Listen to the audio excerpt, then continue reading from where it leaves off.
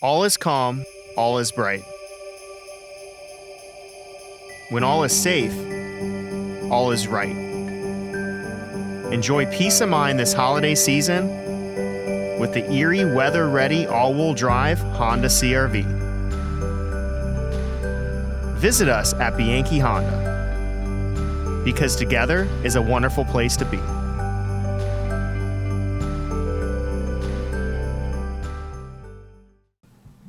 And welcome back. Time now for the Gannon Lady Knights Coaches Show. He is the head coach, Cleve Wright, and a couple victories since we last spoke. Congrats, Coach. Yes. Yeah, it was nice. It was a nice, good weekend. Very good weekend. How do you deal with the week? We're going to talk about this weekend of victories, but how do you deal with Thanksgiving week? Because I would be no use to you. Well, either way, I wouldn't be, but the day after Thanksgiving, I would just eat until I fall asleep.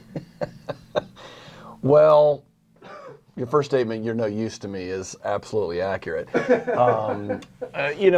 one of those things where when you play on a Saturday, the kids won't get much time. They won't. We're going early Wednesday and late Thursday, so there's about 30 hours there. So I'm sure I know that the players that don't live too far away are inviting the ones that are further away, and so they'll go home with them for that 30 hours or so.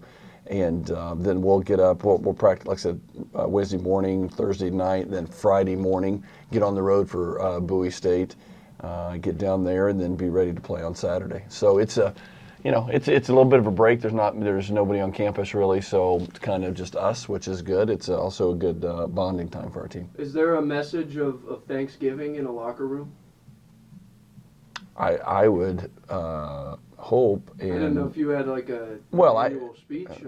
Thanksgiving is not a day. We shouldn't be thankful just on a day. We should be thankful all the time. And so trying to point that out to our kids on a daily basis, this should be just another byproduct. They shouldn't be surprised by it. So we certainly have much to be thankful for, and just not even just Gannon basketball, just in general.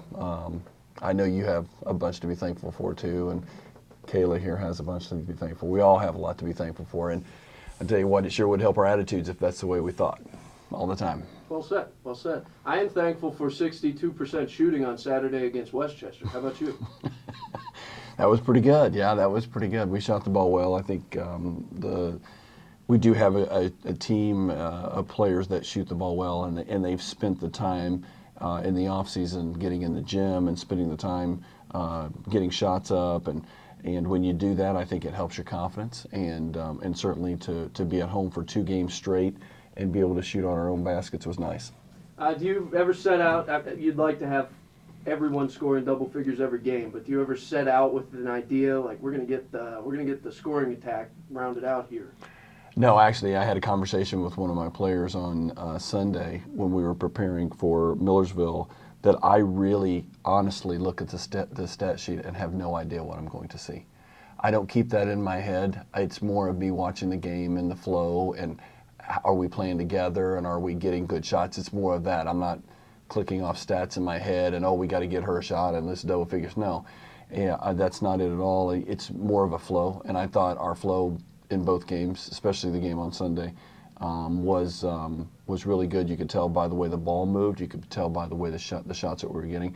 I mean, we had 26 assists out of 31 field goals. That's a very high percentage, and it speaks to our players' desire to share the ball. Are they quick learners? How much of what you put in is brand new or very much alternate to what they knew? Does that make sense? Well, I guess I have to answer that question by I don't know what they didn't know. I don't ask them what they don't know. We just start teaching them. So did they learn your system quickly? Well, I mean, it's not over, but they're learning it. They are, and they are buying into the environment and the culture that we want, which is fantastic. And they're good people. They're good kids and good young people. Very happy with the way they've bought in and paying attention to that. And then that's just culture and environment, and then you start talking about basketball and philosophy and what you do between the lines.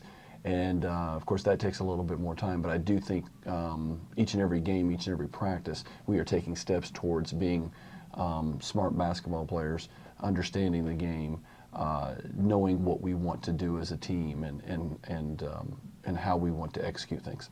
Haley Tavis is an interesting player to watch, and she got you going against West Chester.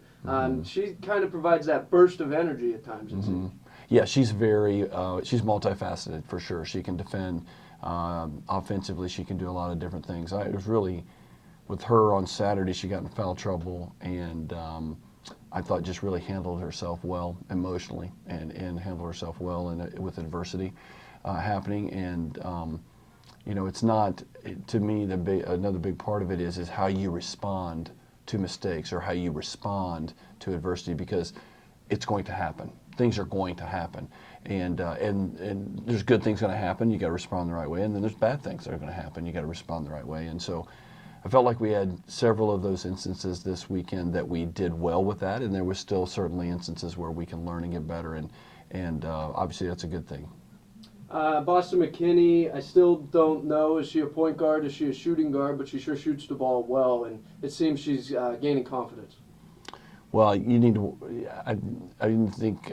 Yes, she can shoot the ball, but I'll tell you right now, she took steps in the direction of being a general on the floor this weekend. Certainly steps in a positive direction. Her ability to pass the ball, to get her teammates on the same page, that just seems to, for me, it's getting stronger each time out, and so I'm really happy with that. And, like I said before, I think I told you, and I had this same conversation to the person I was talking to. I said, I don't care how many points you score. I care that you fit in with the team. With Boston, I don't care how many points you score. I care that you lead the team and get everybody on the same page. You do that, and we're all playing together, we're going to play our best. And Faith Williams, she must be a similar mold. Yeah, I mean, Faith can score too, but she's got the abilities. She's got the skill set. She just needs, Boston certainly has several more minutes of experience on her. And of course, that full year of being in practice, in a college practice, whatever, but she's learning game by game, Faith is. Emily Poling, she had 4 steals in the game on Saturday. That seems to be a big part of her game. Poling, kind of a defensive mind, or? I would say Emily has a really strong basketball IQ. She knows the game. She's not. She knows what her strengths are, and she continues to try to play to those strengths. And in reality, that's what every player should do: is try to play to your strengths and avoid your weaknesses as best you possibly can. And every team that way also. Emily, I thought, had a really strong weekend. She came in. I thought she was a glue player. She knocked down open shots.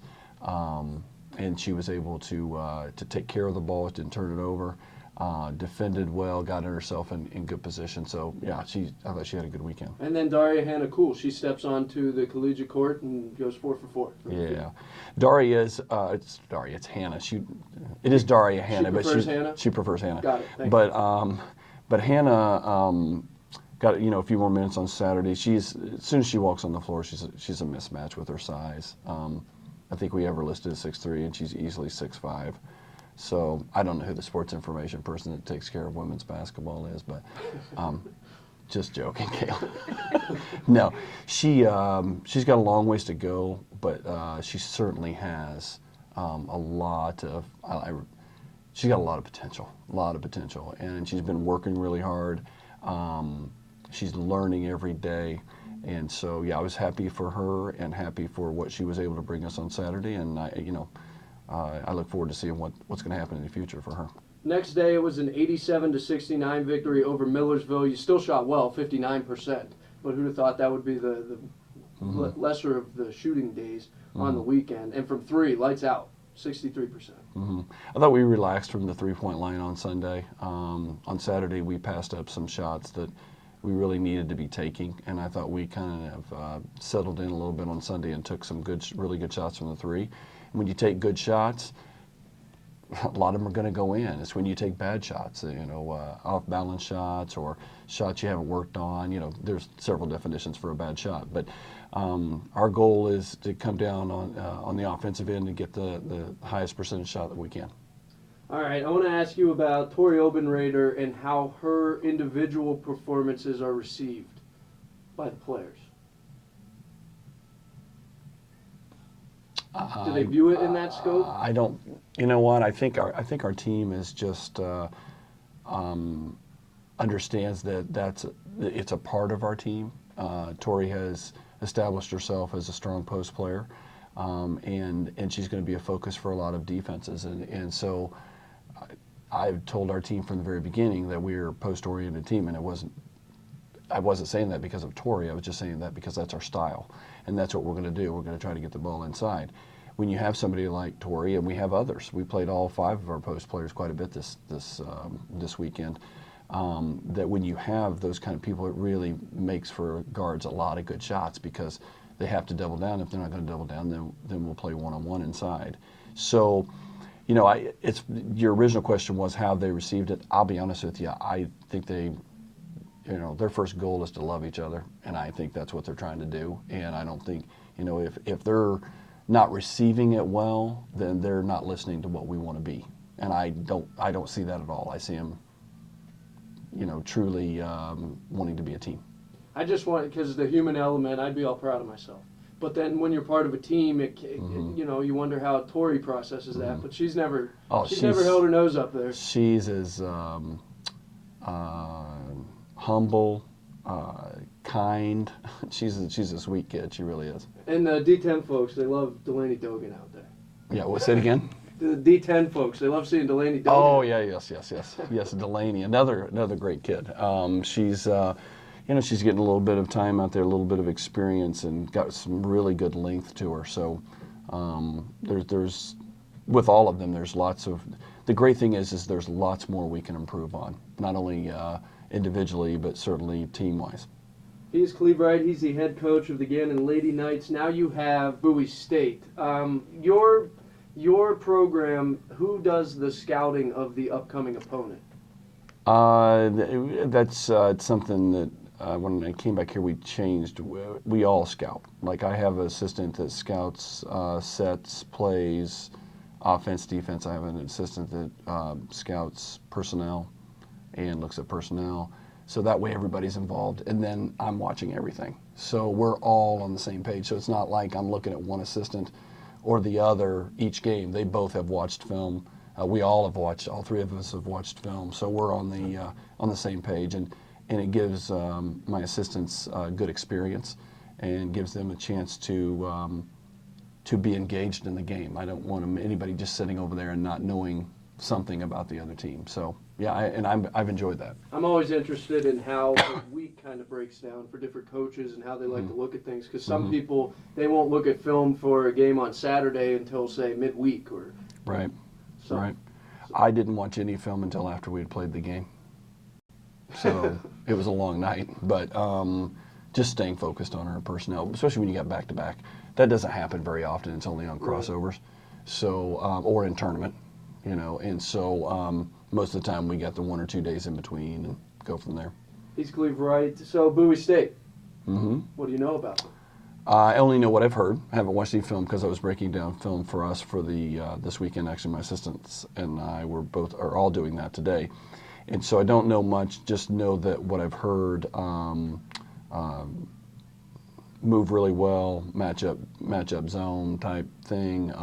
They're gonna get after you. I think they're obviously one of the better teams in the region. So we're gonna have to go in and have our composure and be strong with the ball. And be smart, keep our spacing, and not let them dictate what they want to do. Cleve, what is the best Thanksgiving dish?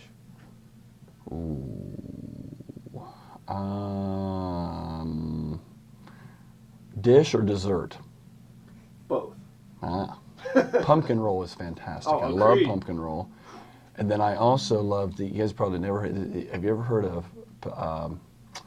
I call it peanut butter roll, but it's actually made out of mashed potatoes. No. It's an old-timey recipe. Some people call it potato candy.